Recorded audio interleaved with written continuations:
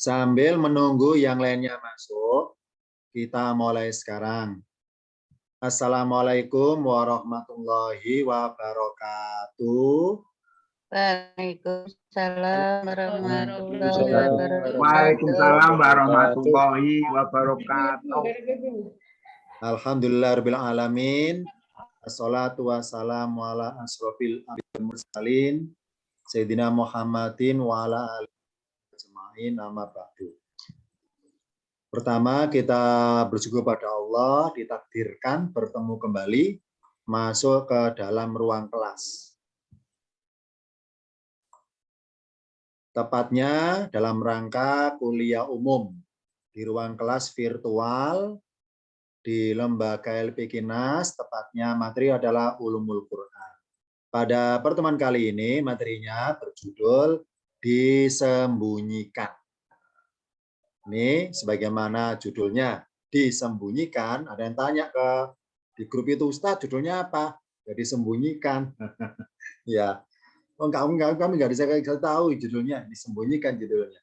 Kan kita bahas apa hikmahnya beberapa lafaz atau kata di Al-Quran yang harusnya tertulis, tapi oleh Allah disembunyikan tulisan.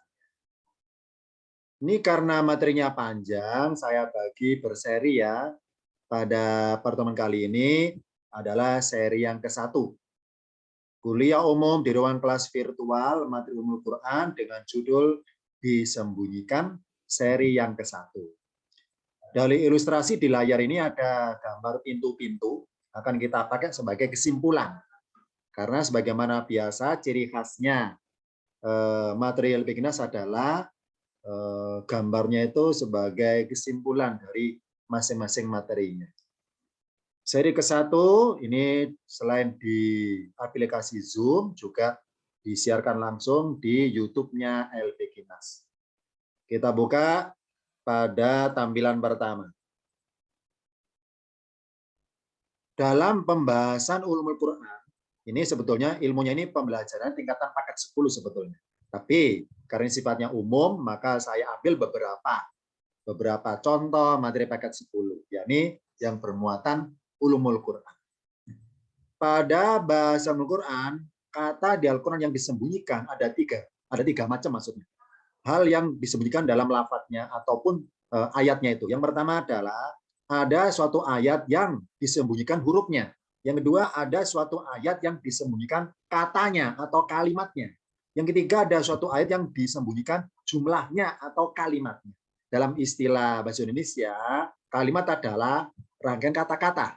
Kalau dalam bahasa ilmu alat di Al-Quran, kalimat artinya kata, yakni satu kosakata, namanya kalimat. Sedangkan rangkaian kalimat-kalimat dinamakan jumlah. Nah, ini istilah jumlah itu dipelajari ketika di tingkatan paket 8. Itu yang merasa duduk paling belakang, selanjutnya itu ya, itu paket 8 ketahuan dan 6 orang itu ya. Sambil nyiapin kopinya, nyiapin camilannya. Karena nanti kayaknya ini bubaran lama ini ya. Karena panjang materinya. Agar tidak mengantuk 5 watt, siapin kopinya dan camilannya. Istilah jumlatun dipelajari tingkatan paket 8. Apa sih jumlah? Rangkaian kalimat-kalimat atau rangkaian kata-kata di Al-Quran. Jumlah. Nah, dalam bahasan Ulumul Quran, suatu ayat yang disembunyikan hurufnya maupun disembunyikan katanya dan juga disembunyikan kalimatnya akan kita bahas pada pertemuan kali ini. Kita buka contoh yang pertama. Ada suatu rangkaian kalimat di Al-Quran berbunyi bil bayyinati wa biz zuburi wa bil kitabil muniri. Saya baca perkata ya. Bil bayyinati dengan keterangan-keterangan, wa biz zuburi dan dengan zabur-zabur, wa bil kitabil muniri dan dengan kitab yang menerangkan. Di sini ada 3 huruf bi ditampakkan oleh Allah dalam ayatnya. Bil bayyinati, biz zuburi dan bil kitabi. Sedangkan di ayat yang lainnya oleh Allah bi-nya cuma 1. Yang lainnya disembunyikan. Bil bayyinati langsung huruf wa, wazuburi langsung huruf wa lagi, wal kitabil munir. Artinya kalau yang bawah bil kitabi dengan keterangan-keterangan, wazuburi dan zabur-zabur, wal kitabil muniri dan kitab yang menerangkan. Jadi ya baris atas bi-nya ketiga-tiganya ditampakkan, sedangkan yang baris bawah bi-nya yang 2 tidak ditampakkan. Karena kita kajian adalah judulnya disembunyikan, maka kita bahas unsur hikmahnya apa kok disembunyikan, padahal harusnya ditampakkan. Kita nggak bahas masalah penampakannya, kita bahas masalah persembunyiannya. Apa hikmahnya B-nya kok disembunyikan? Kita buka lengkapnya pada tampilan berikutnya. Sebelum membahas lafaz tadi mengenai bil atau bi 3 kali, bi 1 kali, kita buka dulu kaidah paling mendasar. Ini kaidah tingkatan ilmu alat paket 7. Paket 7 ini ya, paket 7. Emangnya kenapa paket 7 belajar apa? Ya, salah satu sub pelajarannya dalam membahas belajar tentang fiil atau kata kerja. Ya, ini kalau ada fiilnya aktif, maka bermaksud kepada pelakunya. Kalau fiilnya pasif, bermaksud kepada objek yang sekaligus merangkap menjadi pelaku. Istilahnya namanya naibu fa'ilin. Yang merasa anggota kelas paket 7 insya Allah tahu itu yang bersandar dekat tembok itu kita tahu ya. Sama dana-dana itu ya. 2 orang itu paket 7 itu ya. Pak Waskito dari Malang itu paket 9 malahan ya. Itu. Sambil sandar itu, ketahuan itu paket 7 sudah khatam. Ya ini apa? Mengenal istilah naibu fa'ilin.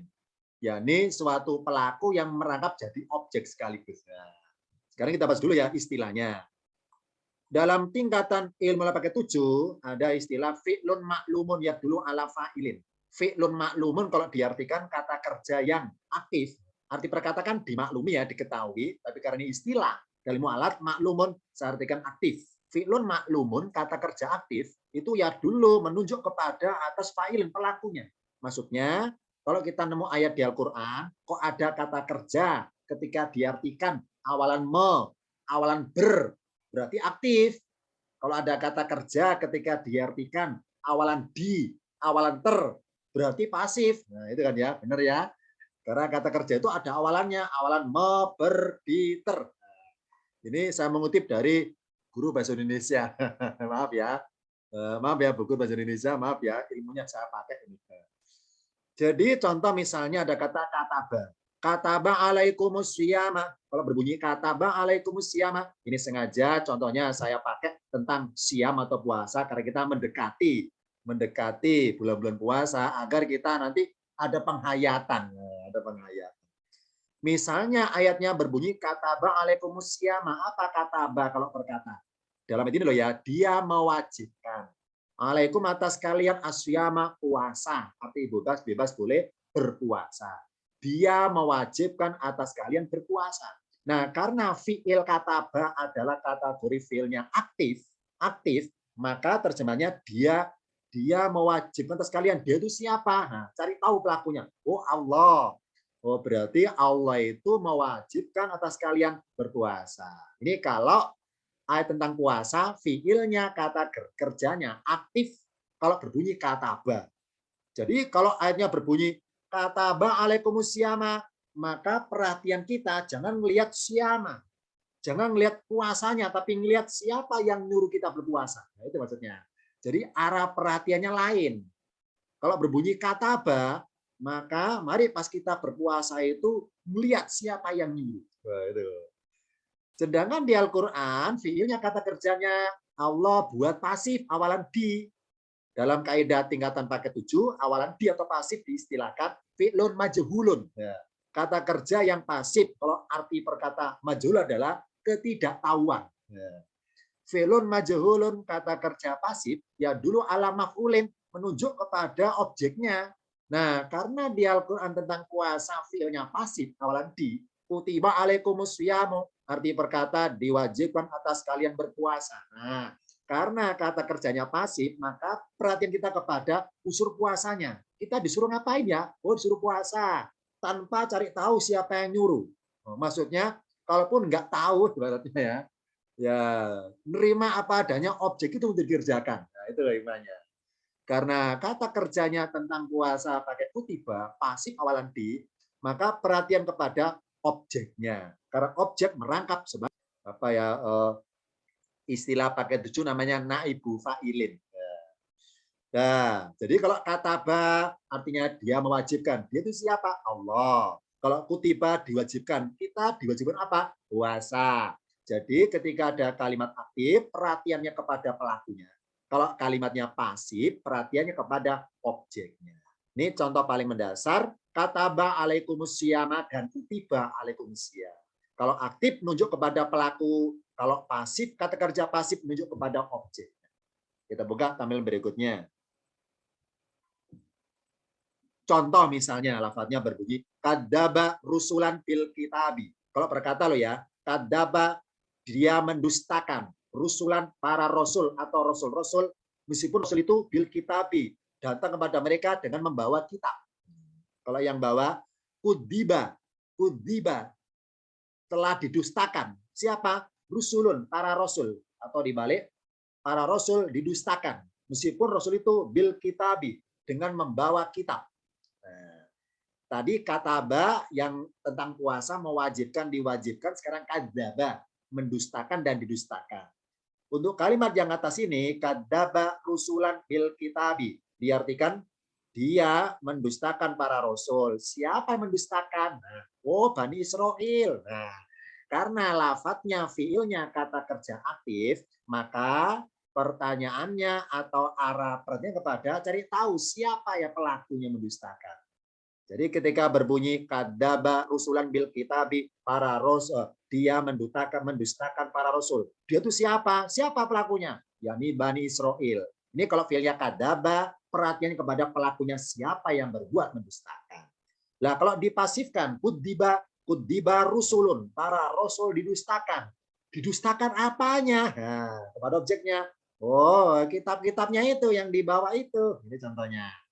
Jadi karena kudiba alias dipasifkan, maka pertanyaan adalah didustakan apanya?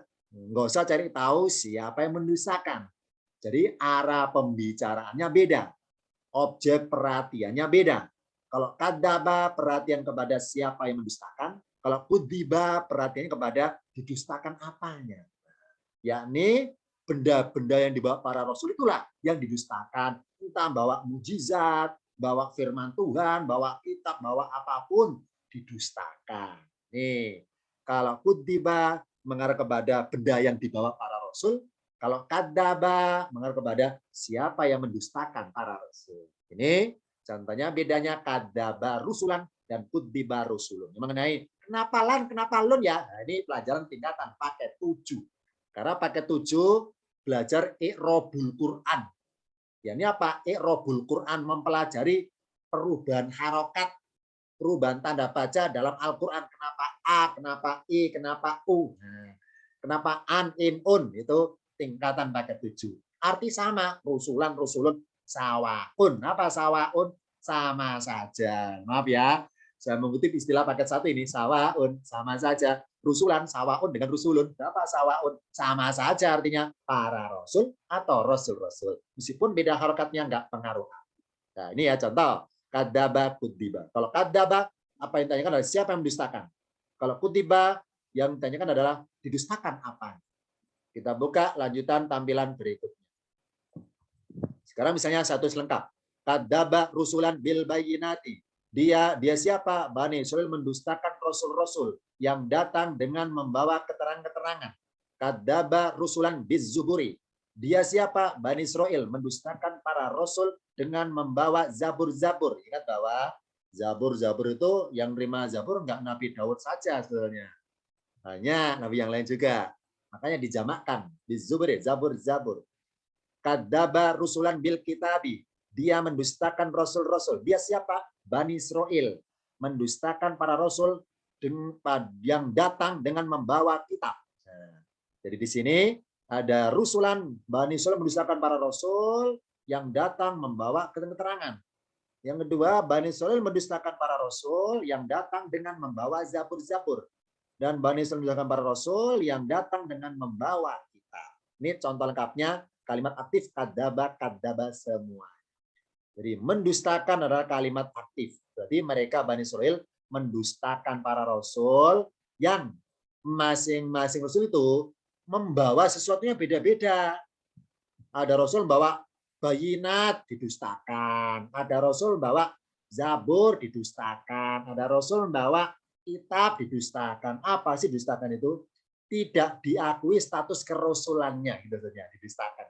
Jadi tidak diakui status kerasulannya, namanya didustakan. Kalau mendustakan sama, berarti tidak mengakui status kerasulan. Bani Israel tidak mengakui status kerasulan, meskipun si Rasul itu bawa kitab. Nah, maksudnya. Yang kedua, Bani Israel mendustakan apa? Mendustakan tidak mengakui kerasulannya, meskipun si Rasul itu bawa Zabur. Dan Bani Israel tidak mengakui kerasulan seseorang, maksudnya, meskipun Rasul itu bawa bayinati, bawa bukti-bukti mujizat atau keterangan-keterangan. Contoh, masing-masing Rasul ada binya, bil bayinati, rasulan biz zuburi, rusulan bil kitab.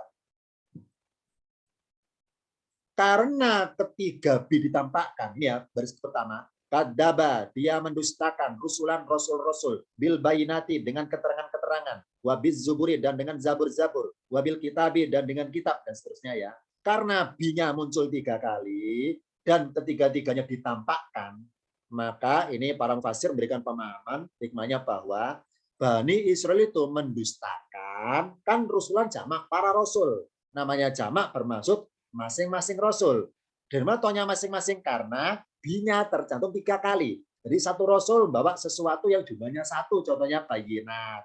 Rasul yang lain bawa sesuatu jumlahnya 1, yakni zuburi. Rasul yang lain bawa sesuatu jumlahnya 1, yakni bil kitabi. Nah, masing-masing rasul seluruhnya semuanya yang berbeda-beda apa yang dibawanya itu, semua rasul Bani Israel mendustakan mereka. Di sini isyaratnya karena ketiga huruf bi ditampakkan, maka hikmahnya bahwa Bani Israel mendustakan masing-masing rasul yang berbeda-beda apa yang dibawanya itu. Sedangkan contoh yang bawah binya 1 kali, kutiba rusulun bil bayyinati waz zuburi wal kitabi, maaf ya, ini tulisan spasi biar saya samakan di atas sejajar. Kutiba rusulun, para rasul didustakan.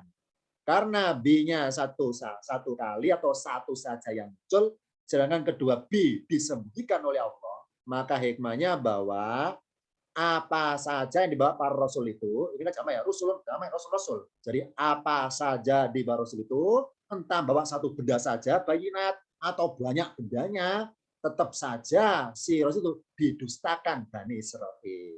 Ini contohnya ya. Oh, berarti karena kadzaba kalimatnya aktif, bermaksud mendustakan masing-masing rasul yang membawa masing-masing suatu benda itu. Tapi kalau kudiba bermaksud bahwa rasul-rasul itu didustakan Bani Israel, nggak peduli si rasul itu bawa apa, nggak peduli apa bawa satu benda, entah bayinat saja atau bawa ketiga-tiganya, nggak peduli. Oh, berarti karena nggak pengaruh berapapun yang dibawa rasul, tetap saja rasul itu didustakan. Maka oleh Allah benda-benda yang dibawa rasul, maka binya yang kedua bi itu disembunyikan. Karena bermaksud bahwa al-bayinati waz-zuburi wal kitabi adalah sesuatu yang jumlahnya 1. Satu apa? Satu benda sekaligus yang dibawa rasul-rasul itu. Tetap aja didustakan. Kalau yang bawa pemensingkannya adalah para rasul yang datang ke Bani Israel, entah membawa 1 mukjizat, 2 mukjizat, nggak pengaruh bagi Bani Israel. Berapapun mukjizatnya yang dibawa rasul itu sebagai pembuktian status kerasulannya percuma, tetap akan didustakan.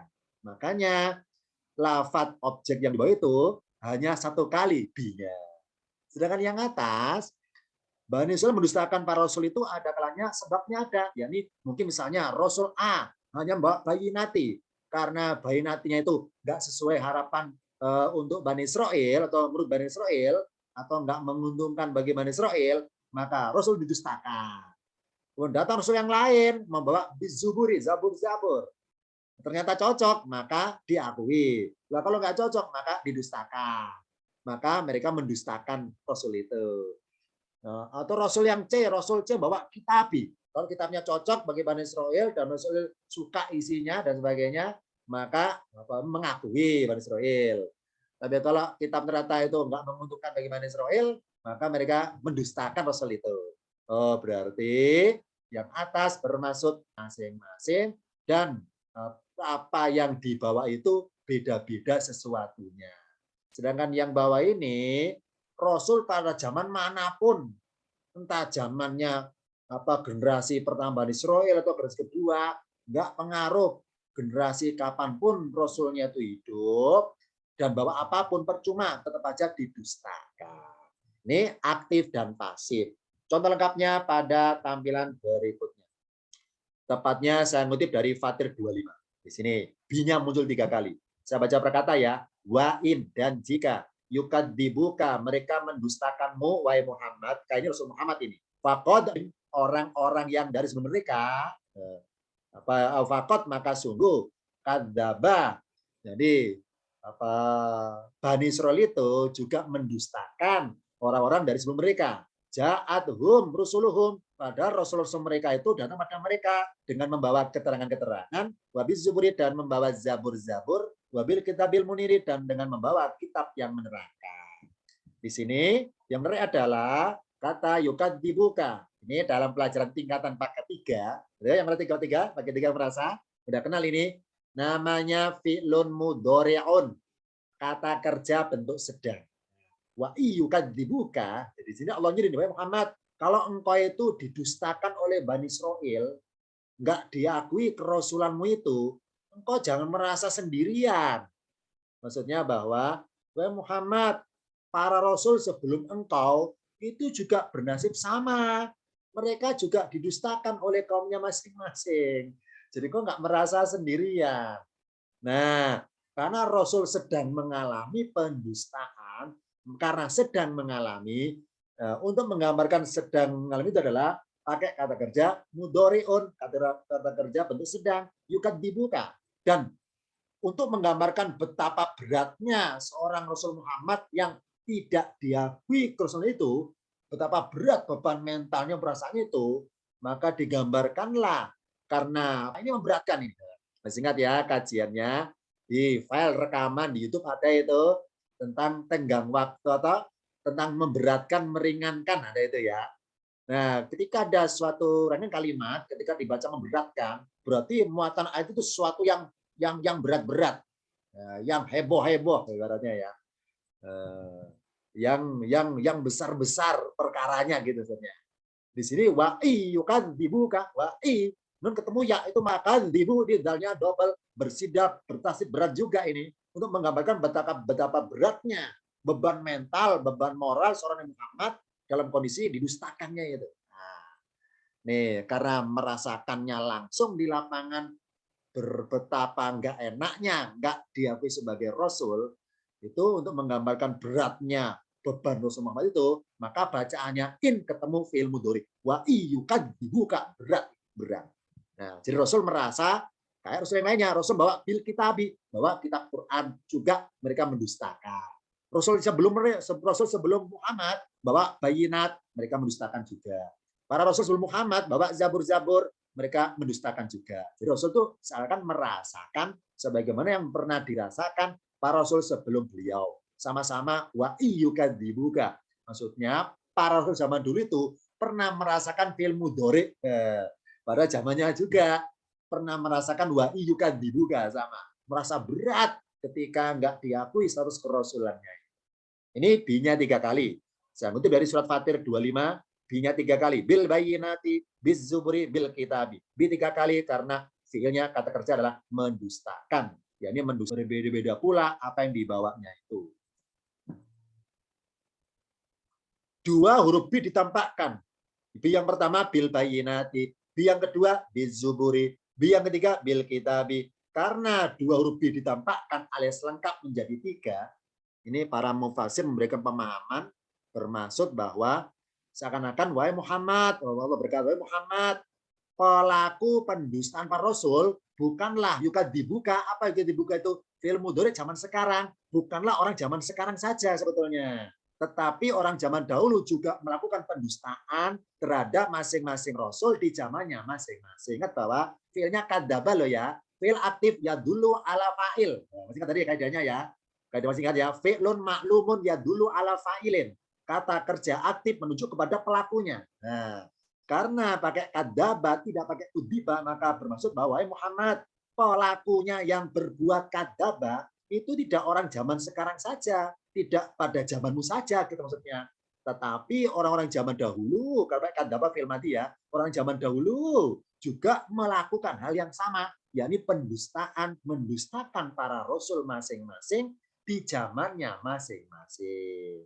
Ini hikmahnya pakai kata kerja kadzdzaba termasuk bahwa wahai Muhammad, jika engkau sekarang sedang mengalami didustakan, maka jangan merasa sendirian. Engkau itu banyak temannya maksudnya. Yakni para rasul yang sebelum engkau yang di zamannya masing-masing itu juga bernasib sama denganmu, sama-sama didusta oleh siapa? Oleh orang yang sama. Yakni apa? Orang cuma satu. Yakni Bani Israel saja, enggak ada bani yang lainnya gitu. Oh, berarti Bani Israel itu suatu komunitas atau bangsa Bani Israel yang mendustakan para rasul, termasuk Rasul Muhammad jadi korban juga oleh pendustaan mereka.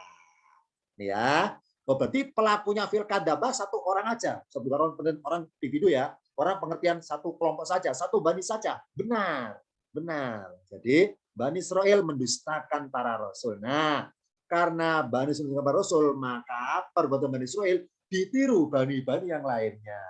Ditiru orang Mekah, orang Mekah, seperti itu ya contohnya. Ini karena kadzdzaba kata kerja aktif, maka perhatian kepada pelakunya.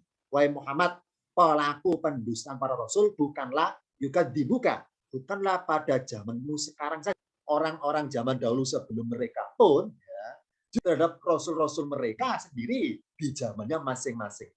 Ini hikmahnya, dua huruf B ditampakkan, maka menjadi tiga. Lah kalau B-nya cuma satu, saya kutip dari surat Al-Imran 184. Fa'in kadzabuka. Ini ringan ini. Kenapa ringan? Karena in nggak ketemu mudhari, ketemu fil madi. Istilah madi mudhari dipelajari paket 3. Paket 3 itu yang lagi nyeruput kopi gini, itu paket 3 itu ya. Ya, betul Pak ya, itu dua orang itu ya. Ngangkat kopinya itu lagi minum paket 3 itu, kenal itu. Jadi ini tuh biasanya ketemu fil mudhari, ketemu kata kerja sedang. Ini enggak ini. Allah pertemuan dengan fil madi untuk lampau. Nah, supaya jadi ringan. Fa'in kadzabuka ringan ini. Fa'in kadzabuka lebih ringan daripada wa'i yukadzibuka lebih berat. Nah, lebih ringan. Nah, ringan makut di baru sulun ringan ini. Terus dibaca ringan semua ini. Fa'in kadzabuka lebih ringan daripada wa'i yukadzibuka berat. Arti perkata fa'in maka jika kadzabuka mereka telah mendustakanmu wahai Muhammad, faqad kudziba rusulun, maka sungguh rusulun para rasul min qablika dari sebelummu juga kudziba juga telah didustakan. Jauh si para rasul itu mereka datang bil bainati dengan membawa keterangan-keterangan wazuburi dan rangka. Karena fiilnya kata kerja pasif, makanya tadi ya kaidahnya di bagian 7 ya, fi'lun majhulun ya dulu ala maf'ulin. Ya. Kata kerja pasif menunjuk kepada objeknya karena pelakunya naibu fa'il masalahnya, ngerangkap jadi pelaku. Maksudnya objek kenapa jadi pelaku masalahnya. Maka lihat objeknya, karena objek merangkap jadi pelaku. Istilah naibu fa'il, merangkap jadi fa'il. Nah, karena kata kerjanya pasif, maka perhatiin kepada objeknya. Kalau tadi kadzdzaba, kata kerja aktif, kepada pelaku-pelaku para pendusta itu, para pelakunya. Kalau ini kudziba, maka pasif. Bagaimana kalau pasif pengertiannya? Dua huruf B disembunyikan di ayat ini. B-nya cuma muncul satu kali. Bil bayinati. Setelah itu nggak ada lagi B. Nah, karena nggak ada atau huruf B disembunyi. Apa saja benda yang dibawa para rasul zaman dahulu, entah bawa benda satu atau satu mujizat atau banyak mujizat, dan apa saja benda yang ada satu mujizat atau banyak, maka tetap saja akan didustakan oleh mereka benda-benda tersebut. Ya, karena kata kerjanya pasif, ya dulu alama kulin. Nunjuk, melihat kepada bendanya, objeknya. Nggak melihat siapa yang mendustakan. Tapi melihat kepada apa yang dibawa yang menjadi penyebab pendustaannya itu. Nah, itu maksudnya. Sama di sini.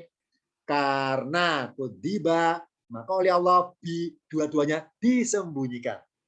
Kenapa disembunyikan? Untuk menggambar bahwa si para rasul sebelum Muhammad, nasib mereka itu yang banyak. Bukti satu saja mereka didustakan kok, apalagi banyak, nggak pengaruh. Ininya ke sana.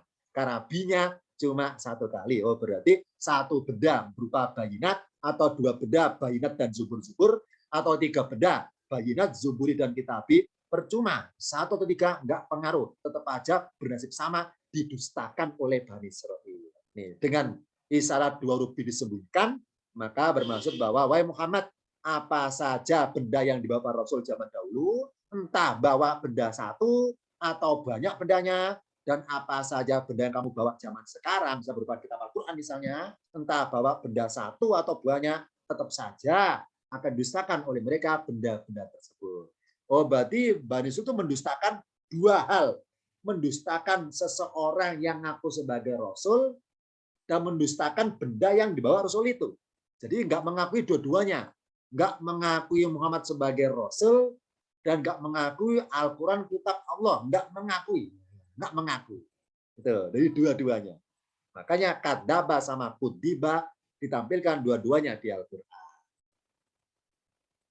Sekarang contoh kedua. Ini sebelum contoh kedua ini, yang ingin knowledge sebentar ke cemilannya silakan, mumpung ya, mumpung nggak ada sponsor ini, karena memang kita ini kajiannya nggak ada endorse-nya ya, karena nggak ada endorse-nya, saya terusin karena nggak ada sponsor lewat. Tepatnya adalah tadi huruf B, sekarang huruf min. Huruf min. Ini Mbak Surga ini ya. Ada kalimat berbunyi jannatin tajri min tahtihal anharu. Kalau diartikan jannatin, surga-surga, tajri mengalir, sungai-sungai. Min, huruf min ditampakkan. Sekarang yang bawah, jannatin tur surga-surga, tajri mengalir, tahta. Ustadz, kenapa tahta bukan tahti ya? Ini pelajaran tingkatan paket 7. Apa paket 7? Mengenal i'rab, ada majrurun. Nah, karena ada huruf min, maka jadi takti. Karena nggak ada min, normal lagi tahta. Ustadz, kenapa tahta ya? Kok nggak tahtu? Katanya isim itu aslinya akhiran doma. Kenapa ini tahta kok nggak tahtu? Nah, jawabannya sama, tingkatan paket 7.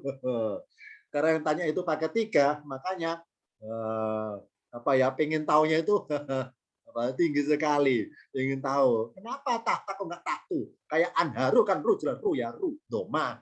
Nggak tahtu kenapa? Jawaban sederhana, karena bermaksud nama lokasi tempat. Nah, isim-isim, kata-kata di Al-Quran kalau bermaksud lokasi tempat, itu normalnya justru fathah. Apa istilah nama lokasi tempat dalam paket 7? Namanya ismu dorfil makani. Ismi itu isim atau kata bermaksud nama, dorfi itu lokasi. Makan tempat, nama lokasi tempat. Karena di ada nama namanya ada nama tempat, ada nama lokasi tempat. Nah, yang merasa tingkatan paket 4 tahu itu apa paket 4? Tahu namanya ismul makani, nama tempat. Kalau paket 7 tahu ismu dorfil makani, nama lokasi tempat. Beda ya, beda. Nama tempat, nama lokasi tempat beda. Nama alokasi tempat beda.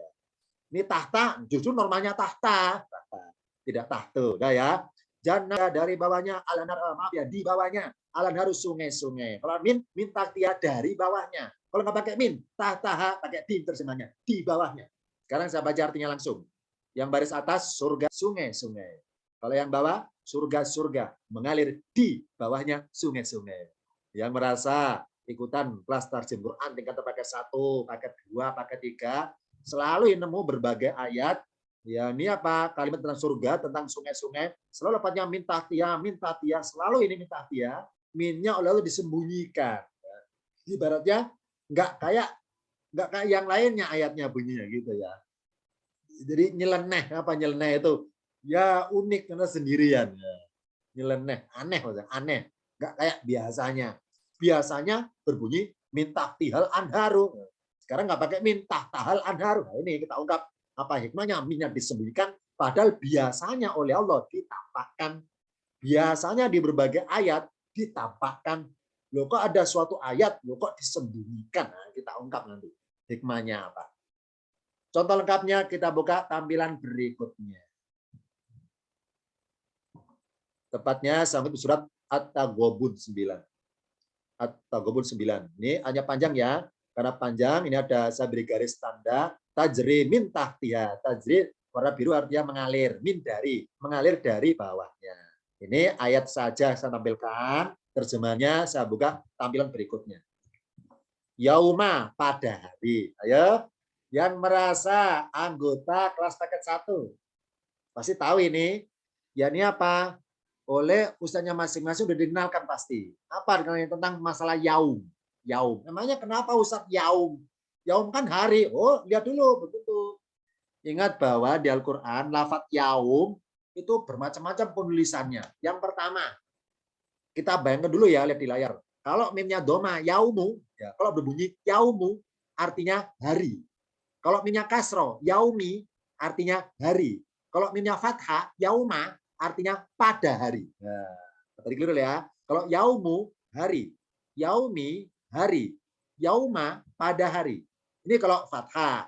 Lah kalau tanwin, yauman, tanwin ya, yauman hari. Yaumin min kasrotain, yaumin hari. Nah, kalau domatain, yaumun sama artinya hari. Jadi yauman, yaumin, yaumun hari. Yaumu, yaumi hari. Tapi kalau yauma pada hari. Nah, gitu loh ya.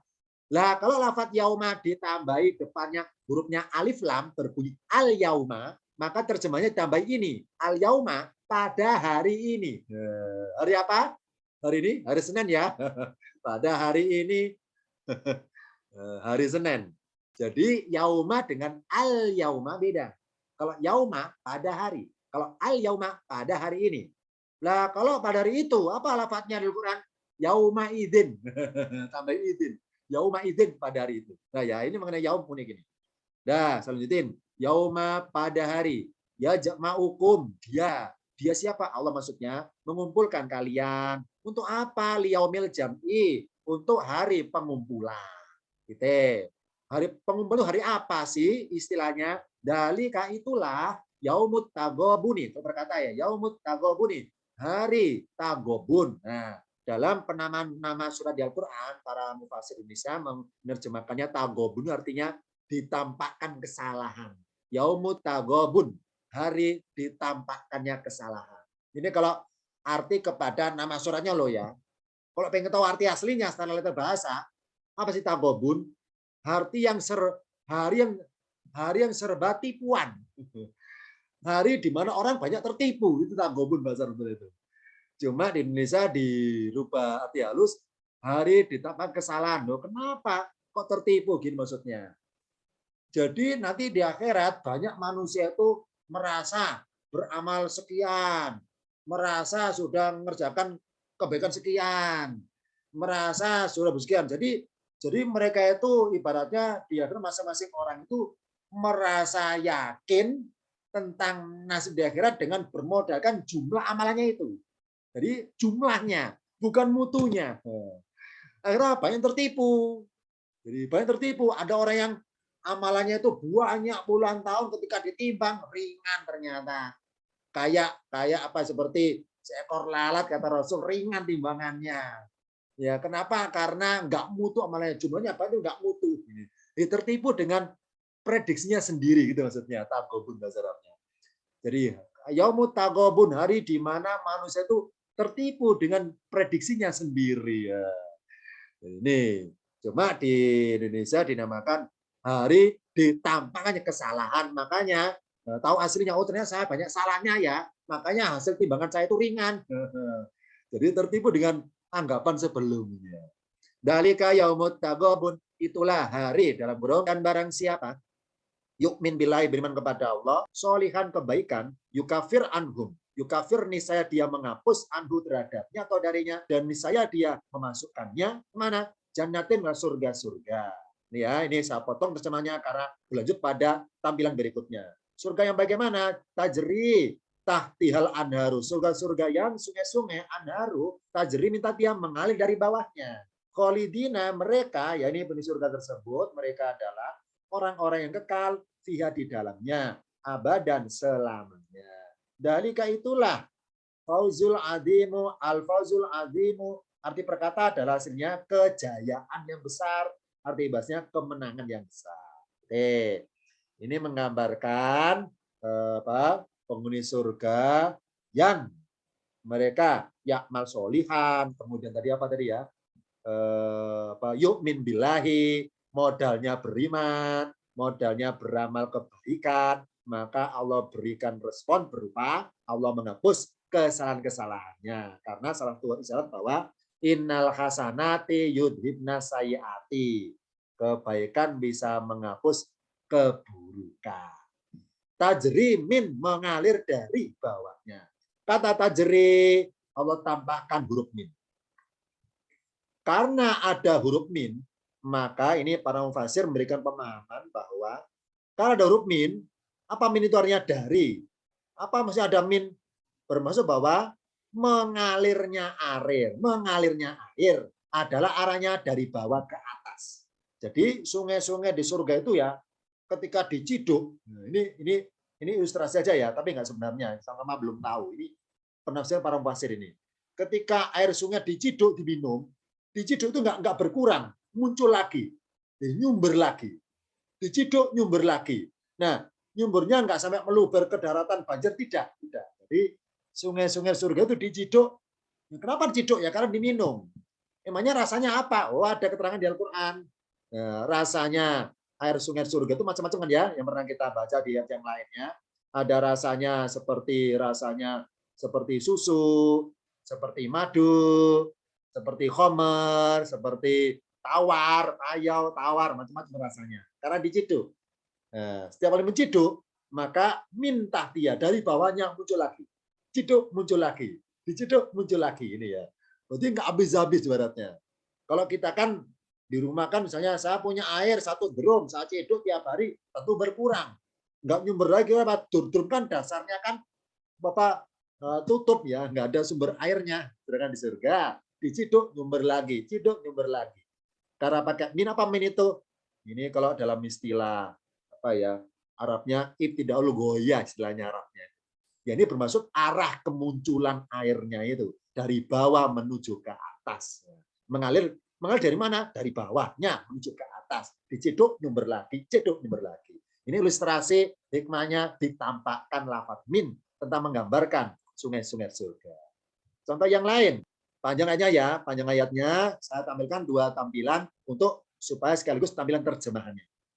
Wasabiqunal awwaluna, dan orang-orang terdahulu yang awal-awal, yang pertama-tama masuk Islam, minal muhajirin wal ansori, dari golongan orang-orang yang berhijrah atau orang muhajirin, wal ansori, dan orang-orang para penolong, orang ansor, waladina tabauhum, berkata waladina terus itabauhum, yang orang-orang yang mengikuti mereka, biiksanin dengan kebaikan. Radhiyallahu anhu, Allah meridhoi anhu terhadap mereka, waradu anhum, dan mereka ridho terhadapnya, terhadap apa Allah pilihkan atau putuskan. Nih ayatnya karena panjang, saya bagi 2 baris. Wasabiquna sampai radhiyallahu anhu, sekarang wa'ada saya sambung pada tampilan berikutnya. Wa'ada, dan dia menyediakan lahum bagi mereka jannatin, surga-surga tajri mengalir, nggak pakai min ya, di tahta di bawahnya. Mengalir apanya? Al-adharu, sungai-sungai. Mereka dalam keadaan apa? Kholidina, orang-orang yang kekal, ya di dalamnya abadan selamanya. Dalika itulah sama dengan tadi ya, dengan di surat Al-Ghafur tadi sama, al-fawzul adimu, kemenangan yang besar atau kejayaan yang besar. Di sini ada tajri, minnya enggak ditampakkan alias disembunyikan oleh Allah, disembunyikan. Apa hikmahnya? Hanya di At-Taubah 100 sajalah lafaz min disembunyikan, sedangkan di bagi surat yang lainnya muncul terus minta tiha. Di At-Taubah 100 enggak pakai min. Apa hikmahnya? Kita buka tampilan berikutnya. Karena huruf min disembunyikan, yakni tidak ada, maka tidak menggambarkan arahnya alir air, tapi menggambarkan berlimpahnya air. Jadi ada surga-surga yang dihuni asabiqunal awwalun ya. Ini orang-orang pilih-pilih Allah ini. Jadi berlimpahnya air. Jadi perhatiannya enggak kepada mengenai diciduk nyumber, enggak gitu, kepada berlimpahnya air itu. Ya ini di bawah mereka airnya berlimpah mengalir, menggambarkan berlimpahnya, tidak menggambarkan arahnya alirannya. Karena nggak ada min. Apa min itu? Jadi arah kemunculan maksudnya min itu. Karena nggak pakai min maka nggak bahas kemunculan airnya, hanya bahas adalah bahwa surga yang mereka huni itu berlimpah airnya. Ibaratnya hidup, ada kehidupan di situ. Ini hikmahnya minnya disembunyikan. Ada contoh tadi ya, bi disembunyikan, contoh bil bayinati, seterusnya binya nggak muncul, sedangkan yang lainnya binya 3 kali. Kalau yang ini contoh tadi min tatial anharu, minnya berkali-kali muncul berbagai ayat. Dan pada satu ayat yang tahtial anhar nggak pakai an, Karena surga yang ini, surga yang dibahas di ayat ini adalah surga yang dihuni as-sabiqunal awwalun, muhajirin ansor, ya, bukan generasi yang lainnya, yang lainnya. Ini contoh hikmahnya Allah bedakan min yang dia sini Allah sembunyikan. Ada dua contoh malam ini mengenal hikmahnya huruf B disembunyikan dan mengenal huruf min disembunyikan. Itu hurufnya ya. Sekarang lafaz. Ustaz, jangan lama-lama, jam 9 nih. Udah mau 5 watt saya. Yang merasa sudah 5 watt, silakan ya dekat geser ke gardu induk ya. Biar strumnya itu ada lagi ke gardu induk. Sekarang bahas lafaz ini. Ada lafaz di Quran berbunyi wasari'u ila magfiratin dan seterusnya. Ayo yang merasa anggota tingkatan ilmu alat paket 3, paket 4 tahu ini ayat ini dari surah apa tahu insya Allah ya. Wasari'u dan bersegeralah kalian ila magfiratin kepada ampunan. Kalau yang bawah, misalnya loh ya, misalnya ada ini saya baca. Wasari'u dan bersegera kalian ila ghafratin kepada ampunan. Ghafarotin dan ghafratin sama ya, ampunan. Kedua kata ini biru dan merah, yang kata warna biru magfiratin ditampakkan. Maksudnya di Al-Qur'an kalau kita nyari kata-kata ampunan, nemunya cuma satu lafaz. Jadi apa? Magfiratin. Di berbagai ayat ya magfiratin. Mengenai bunyi tin nggak pengaruh ya, pokoknya ya ini seperti ini maksudnya. Jadi entah magfiratan, magfiratun, jadi pakai yang magfiron, tidak pakai yang gofroh. Nah, dicari nggak akan nemu dia. Kenapa? Karena lafaz gofroh itu disembunyikan, loh, disembunyikan. Apa hikmah disembunyikan? Nah, ini kita bahas dulu perbedaannya. Magfiratin, gofrotin sama artinya ampunan. Bedanya apa? Bedanya yang bisa jawab bedanya adalah mereka yang belajar ikutan tingkatan paket 4. Ayo. Paket 4, ayo. Senyum-senyum itu ya, tahu itu. Apa Ustadz kok tanya kami? Oh iya, tahu Anda, pasti tahu Anda. Magfiratin ini adalah masdarun. Apa masdar? Ini bukan, maaf ya, bukan panggilan nama orang loh ya, bukan Masdar Sono, Masdar Muji, bukan loh ya. Masdar ya aja. Apa masdar? Kata jadian. Ya ini suatu kata yang menggambarkan kejadian fiilnya itu. Contoh, misalnya ada kata-kata mencuri. Kalau mencuri itu fiilnya, kata kerjanya. Tapi kalau pencurian itu kejadiannya. Kalau menipu itu kata kerja. Kalau penipuan itu baru kejadiannya. Nah, jadi terjemahannya kata kalau bermaksud kejadian, di Al-Quran berkata adalah ada awalan dan akhiran, awalan pe akhiran an, awalan ke akhiran an, itu namanya masdar. Nah, apa masdar? Kata jadian. Contohnya, kalau mengampuni itu kata kerja. Tapi kalau pengampunan atau ampunan itu baru namanya masdar, kata jadian. Nah, dalam tingkatan ilmu alat paket 4, kata jadian atau masdar ada dua macam. Ada dinamakan masdarun mimiun, masdarun mim, masdar mim, ya mim. Yang kedua adalah masdar goiru mim. Ini istilah dengan paket 4 itu mim. Contohnya gofrotin nggak ada mimnya. Ini mengenai perbedaan istilah dulu ya. Apa magfiratin? Masdar mim. yakni kata jadian yang tulisannya berawalan huruf mim. Sedangkan gofrotin, apa gofrotin? Masdar goiru mim. Kata jadian tanpa diawali huruf mim. Ini mengenai perbedaan istilah. Sekarang definisinya. Emangnya bedanya apa kalau sama-sama artinya ampunan? Magfiratin, ampunan bagaimana? Gofrotin bagaimana bedanya? Sama ampunan. Nah, untuk mengetahui beda paling mendasar antara masdar mim dan masdar mim sudah pernah saya berikan kajiannya. Lihat lagi di YouTube-nya Al-Tikinas tentang perbedaan dua masdar. Ada situ lengkap detail beserta contohnya sekaligus, beserta adegan contohnya di situ ya. Nah, barangkali nggak sempat buka, saya berikan bocorannya gini singkatnya.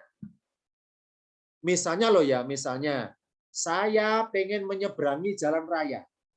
Ketika jalan raya ramai sekali ini, tapi saya berusaha menyeberang sendiri, tolak-tolak kanan kiri, hati-hati kanan kiri supaya nggak ketabrak. Nah, usaha saya menyeberangi sendiri, kata-kata saya menyeberangi, saya itu pelaku.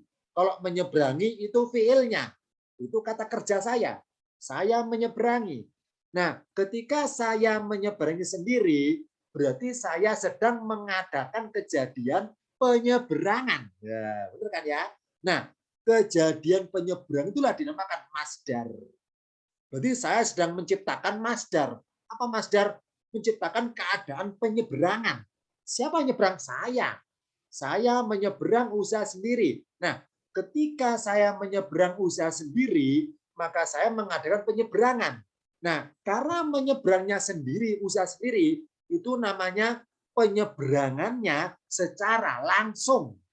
Kenapa langsung? Usaha sendiri. Nah, penyeberangan secara langsung itu namanya masdar goiru mim. Masdarnya tidak pakai mim. Ya. Contoh kedua, ketika jalan raya ramai, saya ingin menyeberangi. Karena saya orangnya penakut, mau nyebrang sendiri itu takut, takut nyebrang sendiri. Akhirnya secara kebetulan ada mobil depan saya berhenti depan saya. Saya penasaran loh, kenapa berhenti ya? Ternyata mobil depan saya itu ternyata mau menyeberang, dia mau putar balik. Dia memutar balik. Nah, karena dia memutar balik, maka ketika dia sedang adegan putar balik ke arah yang sebelumnya itu, otomatis semua jalan raya berhenti. Karena ada mobil putar balik. Nah, kesibukan mobil itu putar balik itu saya merasa diuntungkan dengan adanya mobil itu putar balik. Ini apa? Akhirnya semua jalan raya semua berhenti. Nah, karena semuanya kena berhenti, maka saya lancar menyeberangnya. Jadi saya itu menyeberang dengan lancar karena diuntungkan oleh perbuatan mobil itu. Berarti saya mengadakan penyeberangan secara tidak langsung. Jadi hakikatnya saya itu merasa dibantu, mendapat bantuan penyeberangan oleh mobil tadi itu yang mengadakan putar balik. Nah, karena saya menyeberangnya nggak usaha sendiri, alias hasil jasa mobil tadi yang menyetop jalan raya, maka semuanya berhenti, maka saya masih diuntungkan. Nah, berarti saya nggak nyeberang sendiri, nggak usah sendiri. Tapi karena merasa terbantukan oleh usaha orang lain. Nah, maka namanya saya mengadakan penyeberangan secara tidak langsung. Nah, kejadian tidak langsung itu namanya masdar mim. Masdar yang pakai mim. Itu beda paling mendasar. Makanya di Al-Quran tentang kholako, apa kholako? Menciptakan. Apa masdarnya? Kholkun. Allah tidak pernah di Al-Quran kata-kata penciptaan pakai masdar mim. Misalnya, inna fi makhlakis samawati wal ardi. Pakai berbunyi makhlakun, makhlaki. Kalau makhlakun, masdar mim. Kalau kholkun, masdar goiru mim. Apa goiru mim? Penciptaan secara langsung. Kalau makhlakun, penciptaan yang tidak langsung. Nah, Allah itu menciptakan makhluk secara langsung, tidak secara tidak langsung, tidak merasa dibantu oleh pihak lain. Makanya kata penciptaan selalu pakai masdar goiru mim. Tapi kalau masalah ampunan, selalu pakai masdar yang mim. Apa mim itu? Pengampunan secara tidak langsung. Kalau gofrotin, ampunan secara langsung. Kalau makfirotin, ampunan secara tidak langsung. Kalau kholkin, inafi kholki. Kalau kholkun, penciptaan secara langsung. Kalau makhlakun, penciptaan secara tidak langsung. Nah, cari makhlakun di Al-Quran nggak akan nemu. Oh, berarti Allah mengadakan penciptaan selalu langsung menciptakannya. Nggak pernah tidak langsung. Tapi kalau Allah mengampuni manusia, Allah ngasih ampunan selalu secara tidak langsung. Karena pakai magfirotin. Nah, kita ungkap di sini. Kenapa ya? Apa hikmahnya ya? Di Al-Quran, lafaz gofrotin nggak pernah nemu. Maksudnya kata-kata ampunan secara langsung, gofrotin nggak pernah nemu. Kenapa? Karena disekap. Agar kita semakin penghayatan ketika nemu ayat ada kata-kata ampunan supaya menghayati. Nah, kita buka tampil berikutnya. Ustadz, jam 9 lebih nih. Saya udah angop-angop, orang Jawa bilang angop-angop, menguap itu ibu-ibu itu ya, yang selonjoran ya. Silakan Bu, santai aja. Kipas-kipas boleh, nggak apa-apa. Santai aja ya. Bentar lagi selesai kok, bentar lagi. Nah, apa makfirotna secara tidak langsung? Saya bacanya ya. Wasari'u, dan bersegeralah kalian. Kemana? Ila makfirotin, kepada ampunan. Kalau terjemahan singkat, ampunan. Kalau detail, menurut sudut pandang ilmu tingkatan paket 4 tentang masdar mim, apa detailnya? Kepada ampunan yang secara tidak langsung, gitu aslinya. Kepada min rabbikum, dari Tuhan kalian. Wajannatin, dan surga. Ardua, ini dalam terjemahan bahasa tafsirnya, ardua dirikan luasnya. Arti perkata adalah lebarnya sebetulnya. Karena dalam ilmu matematika, panjang kali lebar, ini ibarat lapangan ya, panjang kali lebar sama dengan luas. Benar ya? Luas adalah panjang kali lebar. Nah, panjang bahasanya tulun. Kalau lebar ardun, ya. Pakai ain ya ardun, lebar. Kalau pakai alif, ardun artinya bumi. Kalau pakai ain, ardun lebar. Jadi dalam dunia matematika, panjang kali lebar sama dengan luas. Apa panjang tulun? Apa ardun? Apa lebar ardun? Apa luas wasiun? Berarti tulun dikali ardun sama dengan wasiun. Nah, yang menarik adalah untuk menggambarkan luasnya surga, Allah kalau ingin tahu lafaz di Quran, nggak akan nemu kata-kata wasiun, luasnya. Jadi kata-kata wasiuha, luasnya, nggak pernah dipakai. Dipakai dari pakai ardu. Apa ardu? Kalau mereka itu lebarnya. Arduha, lebarnya, cuma dalam terjemahan tafsir diartikan arduha, diartikan luasnya. Arduha diartikan luasnya. Arti aslinya lebarnya. Apa hikmahnya Allah pakai kata-kata lebar? Kenapa kok nggak wasiuha? Jawabannya adalah, balik tadi matematika, panjang kali lebar sama luas. Jadi untuk menggambarkan luasnya surga, Allah pakai inisial kata-kata ardu, lebarnya. Jadi lebarnya surga itu selebar langit bumi, belum panjangnya surga, belum dikalikan, itu hikmahnya. Lebarnya saja selebar langit dan bumi, itu lebarnya loh ya, garis lebarnya. Belum garis panjangnya surga. Dan belum dikalikan menjadi luas. Nah, ini hikmahnya ya. Cuma supaya tidak ribet kayak matematika, dalam bahasa tafsir jadikan bebas luasnya ardha. Arti aslinya lebarnya. Supaya nggak tanya bagaimana panjangnya, maka diartikan luasnya. Ini saya anut aja terjemahan yang umum ya. Luasnya. Surga ardha yang lebarnya langit dan bumi. Uiddat disediakan lil muttaqina bagi orang masdarnya pakai mim. Apa masdar? Kata jadian. Apa pakai mim? Bermaksud secara tidak langsung. Makanya yang merasa ikutan kajian tingkatan paket 10 ini, kalau tahu ini, ya ini apa? Paket 10 mengungkap tentang hikmahnya kenapa masdar yang mim kok lafadznya sama dengan isim zaman, isim makan. Nah, contohnya, misalnya nasoro yansurun nasron wa mansoron, ya. Mansoron isim makannya sama, mansorun. Isim zaman mansorun. Jadi kemiripan bunyi sama-sama banyak mim. Itu diungkap paket 10 itu. Diungkap itu. Apa hikmahnya ada kesamaan nama antara masdar mim pakai mim mansorun dengan isim makan mansorun dengan isim zaman mansorun. Kenapa disamakan? Diungkap paket 10 itu. Makanya hikmahnya saudara adalah masdar mim itu kata jadian secara tidak langsung. Nah, untuk menggambarkan itu adalah seperangkat alat. Maksudnya apa? Terikat dengan ada dimensi ruang dan dimensi waktu. Apa isim makan? Nama tempat, dimensi ruang. Apa isim zaman? Nama waktu, dimensi waktu. Nah, jadi suatu kejadian yang tidak akan terjadi kalau nggak ada dual itu. Dimensi ruang dan dimensi waktu. Makanya masdar mim itu sama dengan isim zaman. Kenapa sama? Karena lahirnya masdar mim, lahirnya kejadian secara tidak langsung, itu terikat dengan adanya dimensi ruang, dimensi waktu. Contoh, ya tadi itu, contoh tadi itu, saya pengen nyebrang. Nah, jalan raya itu dimensi ruang. Benar kan ya? Jalan raya dimensi ruang. Saya manusia pengen nyebrang, menyeberangi dimensi ruang itu. Dimensi ruang namanya jalan raya. Nah, ketika saya menyeberang itu takut karena saya penakut, takut ketabrak, maka saya nunggu sepi jalan raya. Karena dimensi ruang yang berisikan kendaraan itu ramai terus, maka saya butuh dimensi waktu. Apa? Timing yang tepat untuk mudah nyebrang. Ternyata apa? Secara kebetulan ada mobil, mau putar balik, itu namanya dimensi waktu akhirnya. Jadi ketika saya menyeberang itu secara bersamaan, kejadian di waktu yang sama, ada mobil putar balik, berarti ada kejadian dimensi waktu yang ada di dimensi ruang itu. Maka lahirlah masdar mim, ya. Lahirlah saya mengadakan penyeberangan secara tidak langsung.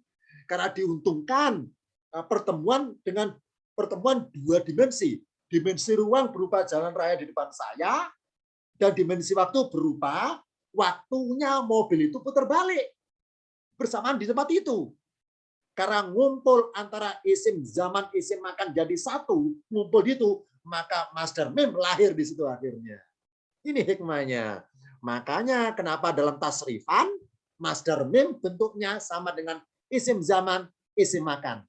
Karena ketiga isim itu lahirnya bersamaan. Sama di sini. Jadi ampunan Allah pakai masdar mim. Jadi apa? Ampunan secara nggak langsung. Oh berarti ini karena lafadz magfiratin berjenis kata berjenis namanya isim, kata jadian yang diawali mim, maka bermuatan pemahaman magfiratin ampunan secara tidak langsung. Kenapa nggak langsung? Karena tersembunyi di dalam suatu amalan. Contoh ya, misalnya saya saya sholat duhur.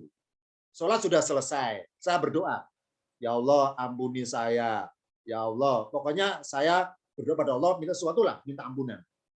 Nah, setelah sholat duhur selesai, terus saya berdoa minta ampun, ternyata ba'da duhur saya berbuat buruk lagi. Jadi ibaratnya kasarnya percuma sholat duhur, kalau setelah duhur berbuat dosa, percuma. Nah, bagaimana supaya dosa ba'da duhur terhapus? Maka sholat asar. Karena kata Rasul itu, jadi sholat antar waktu keduanya, menghapus keduanya. Contohnya, Jumat antar Jumat, menghapus dosa antar keduanya. Umroh antar umroh, benar ada ya? Dosa antar keduanya. Contoh seperti itu. Berarti sholat adalah intinya minta ampunan. Intinya minta ampunan lewat ritual itu. Nah, kalau duhur dilaksanakan, setelah duhur ternyata berbuat dosa, jadi sia-sia duhurnya. Kenapa? Duhur itu jadi bermutu, maksudnya Allah kan mengambil kita kalau di luar duhur, dalam dimensi ruang antara duhur sama asar, dimensi waktu antara duhur sama asar, itu saya tetap berbuat kebaikan. Maka ampunan akan turun di situ. Nah, nih, jadi ampun Allah itu ngampuni saya kalau saya Allah kirim pada suatu keadaan dimensi ruang dan saya di ruang itu nggak berbuat dosa dan Allah kirim pada suatu dimensi waktu dan waktu tersebut saya berdosa, maka ampunan bisa turun di situ. Oh, berarti ibaratnya maaf ya dalam kutip percuma kita minta ampun kalau setelah minta ampun maaf ya kita itu kumat lagi berbuat dosa. Misalnya hari Senin pagi saya ampunan istighfar sekali sekian kali. Nah, ternyata Senin siangnya berbuat dosa. Jadi sia-sia Senin paginya itu. Sia-sia akhirnya. Kenapa? Karena lahir muncul dosa yang baru. Nah, bagaimana supaya yang baru ini luntur? Maka sorenya saya lagi sorenya, minta pun lagi sorenya supaya yang luntur lagi. Ini. Oh, berarti ampunan tersebut, Pak, Allah itu ada kalanya bersedia ngampuni kita kalau kita mengamalkan sesuatu amalan. Dan sebaliknya, Allah kan bersikap dua. Yuhibbu sama la yuhibbu. Apa yuhibbu? Allah menyukai. Apa la yuhibbu? Tidak menyukai. Misalnya, saya duhur selesai. Duhur berdoa minta ampun selesai. Nah, selesai doa minta ampun, ternyata setelah duhur saya berbuat suatu amalan yang Allah la yuhibbu. Misalnya, saya menipu orang, saya buat kerusakan, saya dolimi orang, maka ampunan yang Allah beri kepada saya itu Allah sembunyikan, nggak Allah tampakkan, nggak Allah berikan maksudnya. Karena saya berbuat sesuatu yang Allah tidak sukai. Dan sebaliknya, ketika duhur selesai saya minta ampun, maka Allah akan mengampuni saya ketika saya bersuatu amal yang Allah sukai. Kalau Allah giring saya ke suatu keadaan jalan, misalnya Allah masang kerikil pinggir jalan, Allah masang batu pinggir jalan, Allah minta saya, kira-kira saya itu ada peduli nggak ke batu itu supaya dipinggirin, peduli nggak? Karena Allah itu masang ampunan di batu itu. Kalau saya minggir ke batunya, Allah mengampuni dosa seluruhnya. Ini contohnya. Oh, berarti Allah itu menyembunyikan ampunannya untuk kita masing-masing. Itu pada suatu amalan yang kita nggak tahu. Entah amalan yang sepele maupun yang sepuluh. Maaf ya, yang sepuluh. Sebagaimana Rasul pernah ceritakan ya mengenai wanita nakal kan ya. wanita nakal yang sudah babak belur dalam dunia hitam, belum dosa, ternyata dosa yang besar-besar dilakukan itu, langsung Allah ampuni. Secara nggak langsung apa? Karena dia nolong binatang kan ya, benar kan ya? Nolong binatang yang dalam kondisi mengenaskan itu. Oh, berarti si perempuan tadi itu mendapat makfirotin tidak lewat jalur ibadah, tapi lewat jalur ini berbuat amalan solihat, berupa tadi nolong hewan tadi itu contohnya itu amalan sepele itu. Ya, ini namanya Allah menyembunyikan ampunannya di amal-amal kita yang kita nggak tahu. Berarti apa hikmahnya? Mari segala kebaikan kita kerjakan seluruhnya aja. Kita nggak tahu di amalan yang mana yang di dalam amal itu Allah sembunyikan makfirat kita di dalamnya itu. Nah, ini makanya bersegeralah kepada suatu amalan yang di dalam amal itu menyimpan makfirotin. Istighfar. Nah, karena pakai mendatangkan ampunan. Makanya pakai dari apa? Min dari. Ampunan dari Tuhan Allah. Ampunan Allah itu Allah simpan di suatu amal-amalan yang kita nggak tahu. Ya, mari semuanya dikerjakan segala kebaikan. Keridoan dan kemurkaan Allah itu disembunyikan. Ibarat pintu ini ya, kita nggak tahu. Di balik pintu ada apa ya kita nggak tahu. Nah, apa sih keridoan itu? Bermaksud bahwa kerelaan Allah menerima permohonan ampunan dosa kita. Karena fi'il kata kerja istighfaro, yakni meminta supaya diampuni. Saya yang merasa tingkat paket 6. Tahu itu ya? Apa Ustadz? Paket 6 apa? Belajar namanya jumlah-jumlah huruf fi'il. Fi adadil hurufi ada sudah siapa sudah sih 6 huruf. Istighfaro. Salah satu pengertian fi'il kata kerja jumlahnya 6 huruf bermaksud minta. Istighfaro, minta ampun. Apa minta? Ibaratnya kita itu ya kalau istighfar ibaratnya adalah mengirim proposal. Ngirim proposal kepada Allah, proposal permohonan ampunan dosa. Namanya proposal harus banyak lampirannya. Nah, apa lampirannya? Amalan-amalan. Jadi kalau bicara hakikatnya, apa sih hakikatnya? Hakikatnya adalah sholat kita, puasa kita, segala amal kita adalah intinya minta supaya diampuni. Kenapa intinya mengampuni? Karena jawabannya adalah semua orang beriman itu pasti ke surga. Ya, ini kita bicara mengenai mati bawa iman loh ya. Semua beriman pasti ke surga. Nah, yang jadi bedanya adalah ke surganya itu langsung apa tidak itu yang jadi misteri. Jadi ketika orang beriman nyebrang neraka karena jalurnya ke surga itu nyebrang neraka masalahnya. Nah, ini yang jadi misteri. Nyebrangnya itu selamat apa tidak? Kalau seseorang ketika di dunia itu sudah Allah ampuni dosanya, maka di akhirat dia nggak ada dosa untuk menjalani hukuman. Maka nyerban neraka Allah selamatkan. Nggak akan ke neraka duluan, langsung ke surga. Karena amalannya, keburukannya nggak ada, sudah diampuni, luntur nol ibaratnya. Udah tobat nol duluannya. Itu ya. Ini contohnya. Nah, ketika kita di dunia itu mengirim proposal permohonan kepada Allah itu apa lampirannya berupa amalan sholat sunnah, amalan puasa sunnah, membaca Qurannya, wirid dzikir itu lampirannya itu. Semakin banyak lampirannya semakin tebal proposalnya itu. Ya. Justru kalau to the point saja malah nggak etis. Misalnya ya, saya minta sumbangan nih sekian nggak etis. Banyak proposal. Bagaimana pendahuluannya bab satunya sampai selesai, lampiran kapit sendiri. Sama di sini. Nah, ketika kita berdoa, ibaratnya minta permohonan ampun kepada Allah. Kalau ridho, Allah rela nerima, maka bersyukurlah proposal kita diterima proposalnya. Dan sebaliknya, apa Allah murka? Allah murka ketidakrelaan nerima permohonan ampunan dari dosa kita itu sendiri. Jadi barang siapa minta ampun, Allah nggak terima ampunannya, karena misalnya saya minta ampun kepada Allah. Tapi di sisi yang lain, saya masih menuhankan benda-benda, berbuat kemusyrikan.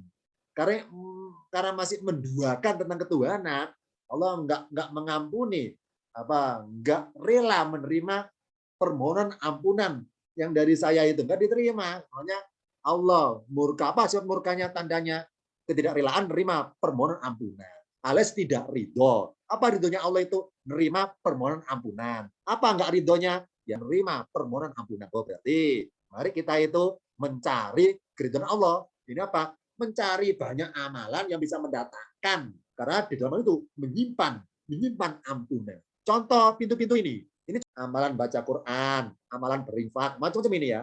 Nah, mari kita jangan milih-milih. Semuanya selama ada kesempatan, apa wasariu, segera kerjakan. Karena kesempatan nggak akan berulang masalahnya. Segera kerjakan. Karena Allah tuh ngiring kita itu pada keadaan berbeda, beda-beda. Misalnya si A, Allah ngampuni si A kalau si A itu nolong hewan. Atau si B, Allah ngampuni si B kalau si B itu khatam Quran, gitu ya. Atau si C, Allah ngampuni si C kalau si C itu misalnya apa ya, wirid dzikir sekian ratus ribu misalnya itu. Nah, karena maksudnya beda atau kita nggak tahu beda apanya, maka mari selama ada kesempatan mengamalkannya, sari'u, segera kerjakan. Itu kesempatan yang Allah giring ke situ. Nah, ini keridhaan Allah disembunyikan dalam sholat sunnah atau dalam puasanya amal kebaikan. Bisa milih ini. Kalau kita ada kesempatan sholat sunnah, kerjakan. Karena siapa tahu besok nggak bisa berulang itu.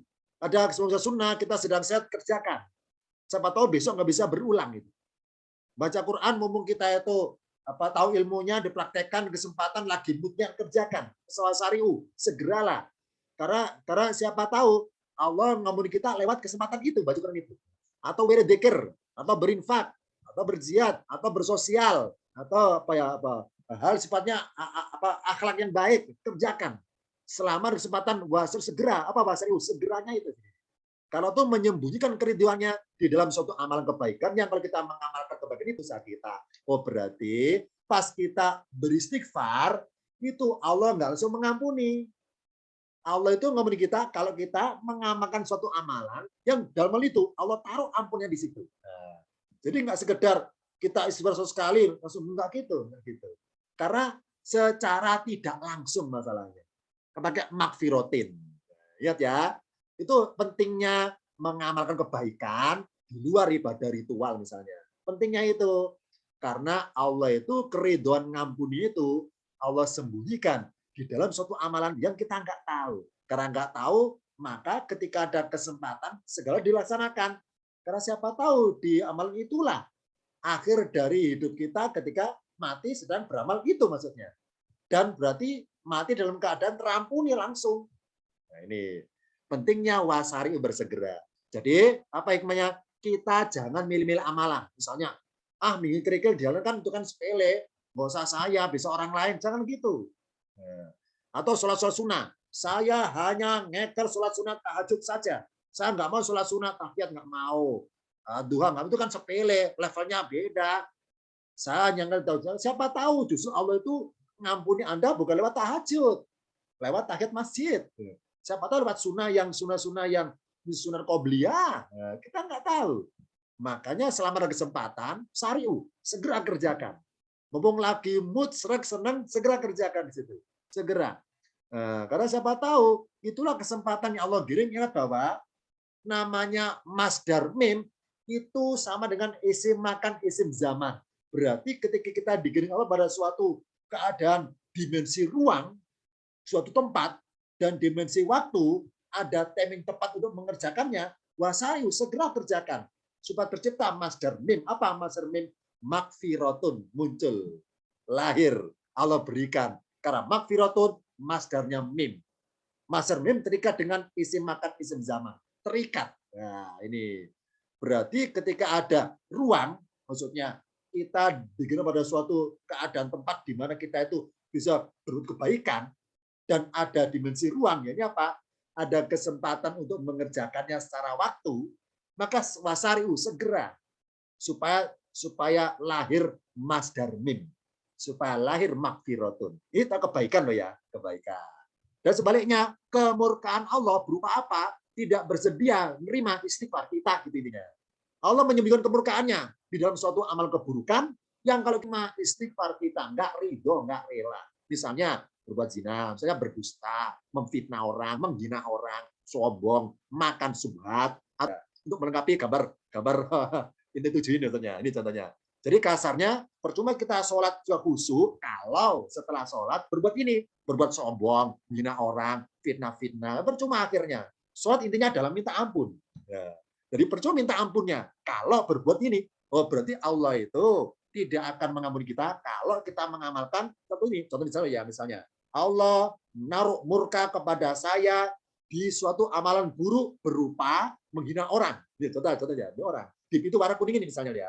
Kalau saya amalan berbuat menghina orang dan itu berakibat Allah murka sama saya. Tapi kalau saya yakin Allah nggak murka. Jadi ibaratnya Allah itu naruh kemurkanya cuma kepada satu pintu saja. Jadi ketika saya berdusta, memang berdosa, tapi Allah nggak murka. Sebenarnya. Saya fitnah, mereka catat dosa itu, Allah nggak murka. Nggak murka. Nah, tapi ketika saya masuk pintu menghina, Allah murka. Ini contohnya. Oh berarti karena kita nggak tahu di amalan buruk mana Allah menyembunyikan murkanya untuk kita itu, maka mari berhati-hati. Contoh yang paling sederhana. Ada 2 orang nabi yang Allah kasih aba-aba karena berpotensi masuk ke suatu pintu, bukan pintu fisik ya, pintu amalan keburukan yang akibatnya Allah murka. Siapa pertama nabinya? Nabi Sulaiman. Ini saya kutip dari kitab apa ya, kitab tafsir kuno ini, kitab tafsirnya orang-orang sufi, saya kutip di situ. Jadi gini, Nabi Sulaiman ketika siap berangkat ke suatu tempat beserta pasukannya itu, Nabi Sulaiman melewati suatu lembah sarang semut. Ya. Wadi Namli namanya, sarang semut. Ya, sarang semut. Ini hikmah loh, hikmah. Mengenai Nabi Sulaiman dengar semut itu hikmahnya ke sana ini. Jadi amalan berjihad perang itu perintah Allah. Sulaiman melaksanakan. Oh, berarti amalan kebaikan berjihad kebaikan itu. Nah, tapi ingat bahwa ketika Sulaiman itu mau mengamalkan amalan berjihad kebaikan ya. Nah, karena arahnya OTW-nya melewati lembah semut. Nah, Allah menaruh murka untuk Sulaiman itu di semut itu. Maksudnya, kalau Sulaiman menginjak semut, maka amalan jihadnya percuma. Nah, itu aja, biar itu. Jadi amal kebaikan percuma. Karena ibaratnya Allah memasang ranjau berupa kemurkaan yang kalau Sulaiman itu melanggar itu, Allah murka. Allah nggak terima amalan ibadah berupa jihad itu nggak terima. Nah, jadi ketidaktahuan Sulaiman tentang ibarat hikmahnya perbuatan Allah naruh murkanya di semut itu, maka semut nolong Sulaiman ngasih aba-aba, teriak. Ya namlu, wahai semut sekalian, masuklah dalam sarang, diteriakkan suaranya. Nah, suara teriak itu supaya terdengar Sulaiman. Supaya hati-hati. Kenapa? Kalau menginjak kami, Sulaiman kalau dimurkai Allah masalahnya, gitu kasarnya hikmahnya. Jadi murka Allah sembunyikan dari Sulaiman. Nah, ketika Sulaiman tidak tahu Allah naruh murkanya di semut itu, murka Sulaiman loh ya, Allah kasih ranjau pada semut itu, maka semut membantu Sulaiman. Ini contoh satu. Contoh kedua, Rasulullah Muhammad mengalami ketika peristiwa Fathu Makkah. Ayo mengingat ya, di surat Al-Fatah ada kisah itu. Jadi ketika Rasul itu membawa pasukan masuk ke wilayah Mekah, ya, itu Rasul itu dalam tanda kutip mau berniat memerangi seluruh penduduk Mekah. Ibaratnya mau diperangi seluruhnya itu. Nah, ketika Rasul mau memerangi seluruh penduduk Mekah, kalau Rasul menganggap bahwa mereka semuanya adalah orang musyrik. Padahal di Mekah itu ada orang beriman yang diam-diam.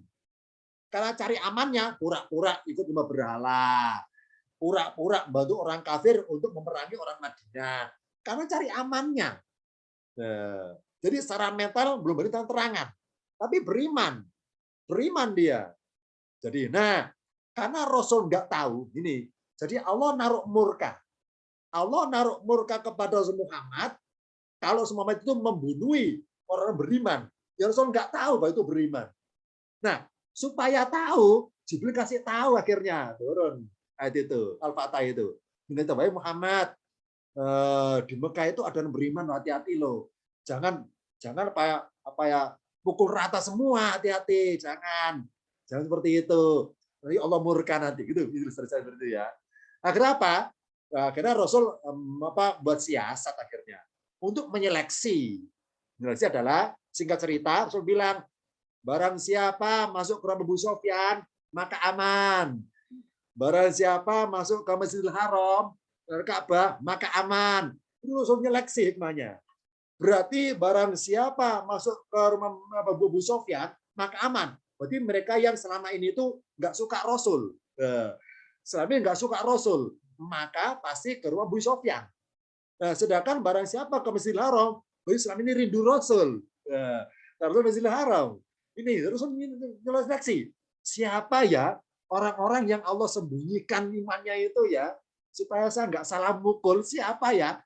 Rasul ngasih pengumumannya itu dua ibaratnya. Barang siapa ke rumah Abu Sufyan dijamin aman. Nah, itu nyeleksi itu. Nah, barang siapa ke Masjidil Haram, ke Ka'bah, jamin aman.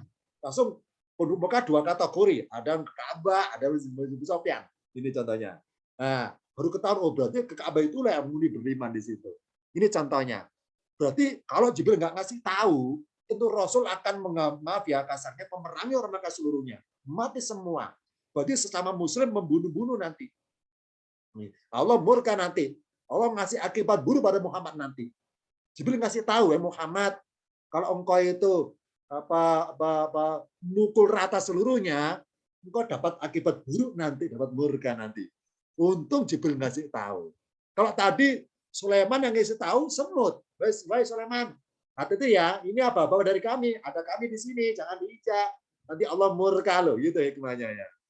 Jadi ini untung loh hikmahnya ya, para nabi ibaratnya bocorannya Allah kasih tahu lewat semut.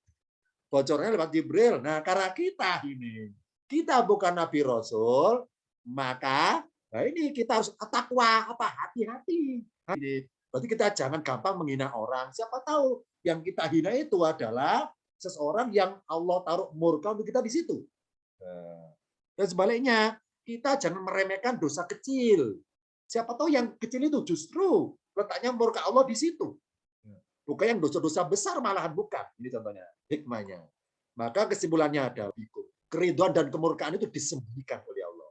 Maka ketika ada kesempatan, ada isim makan, isim zaman, ada dimensi ruang, dimensi waktu, maka mari menciptakan masdar mim. Mari bersegera masuk ke pintu-pintu amal kebaikan yang di dalamnya tersimpan ampunan dari Allah. Dan sebaliknya, kalau sekarang kita sedang berbuat kemaksiatan, sedang berada dalam keburukan, mumpung melihat pintu, segeralah lari ke pintu untuk keluar dari pintu karena di dalamnya tersimpan kemurkaan dari Allah. Wasari'u, segeralah menuju ampunan. Ya ini apa? Kalau kita sedang di lembah hitam, segera menuju pintu supaya keluar menuju ampunan Allah. Karena ampunan Allah nggak ada di dalam situ, ada di luar sana. Ada di luar sana. Kalau kita di dalam ruangan keburukan, ampunan Allah ada di luar sana, bukan dalam sini. Maka keluarlah dari pintu itu. Menuju ila magfiratin, dari pintu yang lain. Yang itu pintu yang dalamnya menyimpan ampunan. Nah, pintu yang mana? Kita nggak tahu. Maksudnya, pintu kebaikan mana? Kita nggak tahu. Karena nggak tahu, maka segeralah seluruhnya dikerjakan. Ini hikmahnya bahwa keridhaan dan kemurkaan itu disembunyikan oleh Allah. Mari kita itu ada takwanya, hati-hati dalam berucap, hati-hati dalam berbuat, karena apa yang kita kerjakan itu bisa mendatangkan ampunan dan juga kemurkaan. Demikian dari saya pelajaran ini tentang sesuatu yang disembunyikan untuk seri yang pertama.